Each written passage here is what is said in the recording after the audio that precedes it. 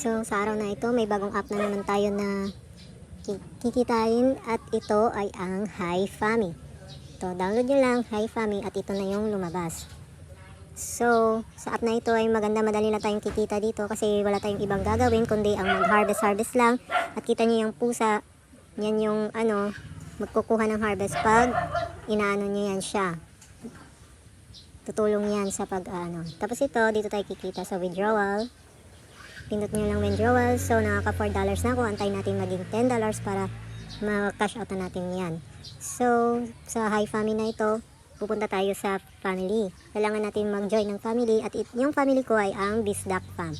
Tsaka ito sa room, punta lang tayo dito. Ito yung kalabasan niya. Ayan. See, tapos dito claim lang tayo dito sa may gilid, yung may nakaupo, naka-waiting dyan, nauupo kasi magtatasking lang naman yun ng 5 minutes, tapos pagkatapos ng 5 minutes ay pwede na tayong kung saan natin pupunta na maggala-gala. So, ganun lang po siya kasimple guys. At ito, antayin lang natin itong maging harvest at itong sa baba, sa gilid, then po natin malalaman kung magle-level up. So, ito na sa akin ngayon. So, napakadali lang guys. Try nyo nang i-download no. HiFami. Kikita talaga tayo dito sa mga moms na walang ginagawa dyan. Ito na po ang para sa inyo. Saka ano po, Nakalingkod na ko. kalimutan yung ID number ko para kung may katanungan kayo. Ako ray, wala nakalugo ka na ba? Regarding dito sa HiFami.